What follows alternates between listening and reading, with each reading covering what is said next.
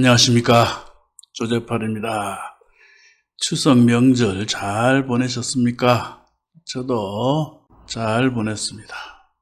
오늘은 법정지상권 물건입니다. 판례를 보면 이런 게 있습니다. 미등기 건물을 대지와 함께 매수하였으나 대지에 관하여만 소유권 이전 등기를 넘겨받고 대지에 대하여 저당권을 설정한 후 저당권이 실행된 경우, 이럴 경우 민법 제366조 소정의 법정지상권이 성립하느냐, 요 내용과 관련한 물건입니다. 진주 1개 2021타경 6609 대지입니다. 감정금액은 5,040만원입니다. 요 건물은 매각에서 제외되고 토지만 나왔습니다. 건물은 매각에서 제외되고 토지만 나왔다. 지도 한번 보겠습니다.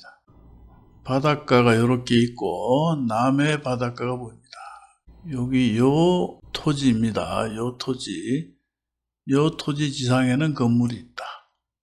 감정평가서 한번 보겠습니다. 감정평가서를 보면 원래 감정금액은 7,211만 6천원입니다. 7,211만 6천원에서 30%를 저감해서 이렇게 5,040만원을 진행을 합니다.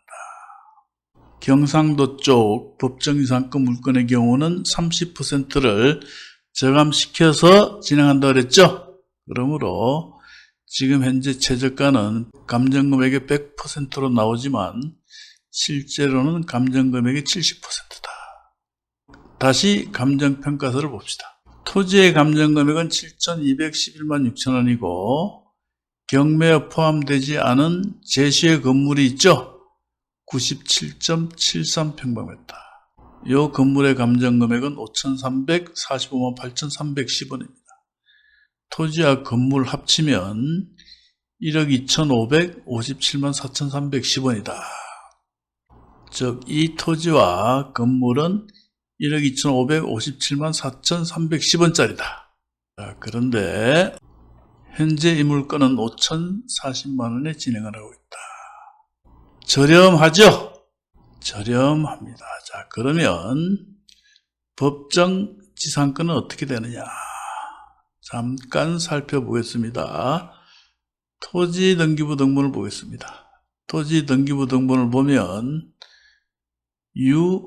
유명효씨로 되어 있다가 2003년 유명규씨로 소유권 이전됐습니다. 매매로 소유권 이전됐죠? 2003년 5월 19일. 그리고 2016년 저당권, 2016년 8월 4일 저당권. 저당권의 실행으로 이렇게 임의경매가 들어갔습니다. 토지의 소유자는 유명규씨입니다. 자, 건축물 대장 잠깐 보겠습니다. 건축물 대장을 보면 유명규씨로 되어 있습니다. 토지의 소유자와 건물의 소유자가 동일인으로 보이죠?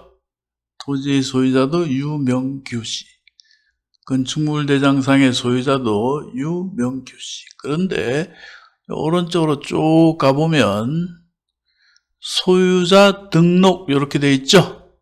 소유권 이전 이런 게 아니고 소유자 등록 이렇게 되어 있습니다. 그리고 요 네모나게 현재 미등기라고 되어 있죠? 미등기 건물을 토지와 함께 매수했다. 이렇게 보면 틀림없습니다. 기록에 나와 있지 않습니까?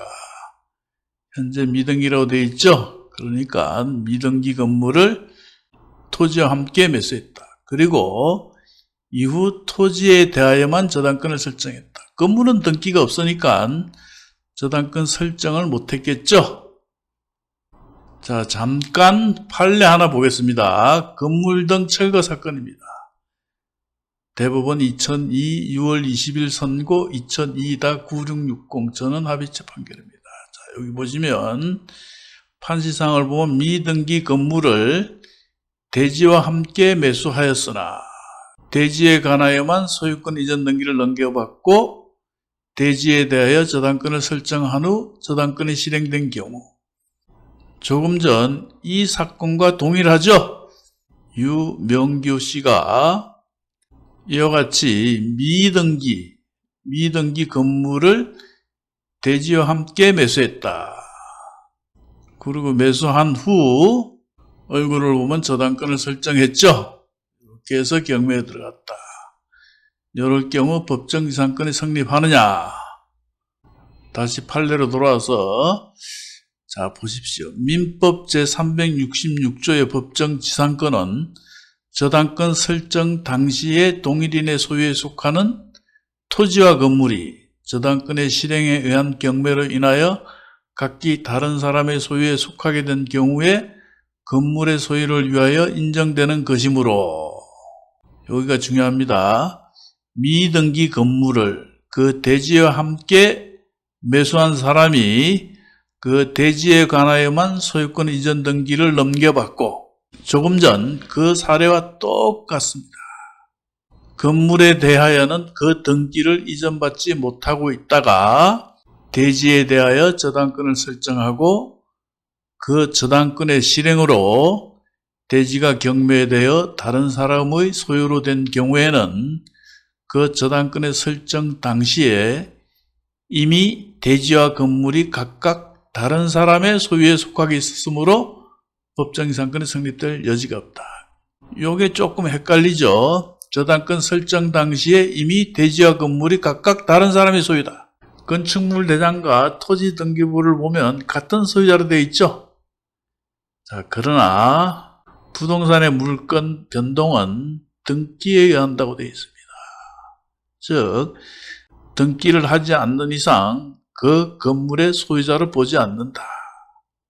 자, 그렇게 해서 이미 대지와 건물이 각각 다른 사람의 소유에 속하고 있었으므로 법정지상권이 성립될 여지가 없다. 이 판례 해석이 어려우신 분은 방법이 없습니다. 그냥 외우십시오. 미등기 건물을 대지와 함께 매수하였으나 대지에 관하여만 소유권 이전 등기를 넘겨받고 대지에 대해 저당권을 설정하는 저당권이 실행된 경우에는 법정지상권이 성립되지 않는다. 이렇게 보시면 됩니다. 자, 다시 물건으로 돌아와서 정리를 해봅니다. 토지의 소유자는 유명규 씨. 건축물 대장을 보면 소유자 등록 유명규 씨. 미등기이므로 소유자를 보지 않는다. 이 말씀입니다.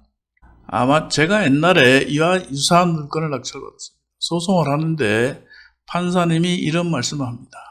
피고는 등기를 안 한 것이 큰 잘못이다. 등기를 했어야지만 법정지상권을 주장할 수 있는데 등기를 하지 않았으므로 법정지상권이 없다. 물론 건물 등기를 했다면 토지와 건물 공동저당을 잡았겠죠. 이 사건은 건물의 등기가 없었기 때문에 토지만 저당권을 설정했다.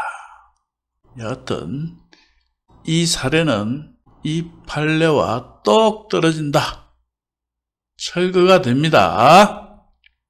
자, 조금 전 감정평가서를 봤을 때 토지의 감정금액이 7,211만 6천, 건물의 감정금액이 5,345만 8,310원, 합쳐서 1억 2,557만 4,310원이다. 즉 건물주 입장에서는 1억 2,557만 4,310원짜리가 현재 최저가 5,040만원, 5,040만원에 날아간다. 피해가 막심하죠. 그렇게 되면 어떻게 되겠습니까? 건물주가 채무자니까 입찰은 하지 못합니다. 건물주의 친인척, 가족이나 친인척이 입찰에 참가하는 게 맞죠? 참가해서 정상화를 시켜야 합니다. 그러나 경매라는 게 뭡니까? 다툴 경지 아닙니까? 서로 다퉈서 낙찰받는 겁니다. 높게 쓰는 사람이 낙찰을 받는 겁니다. 법정지상권 성립하지 않고 감정금액 대비 30% 저감됐고 토지와 건물의 감정금액을 합치면 1억 2,500이 넘는다. 그런데 최저가는 5,040만 원이다. 짭짤하죠? 자, 답사를 해보시고 좋다고 판단되면 입찰하지 않을 이유가 없습니다. 저는 굉장히 좋아 보입니다. 비록 현재 신권 경매지만 실제로는 30% 절감된 것이다. 의외로 입찰자가 안 들어올 수도 있습니다.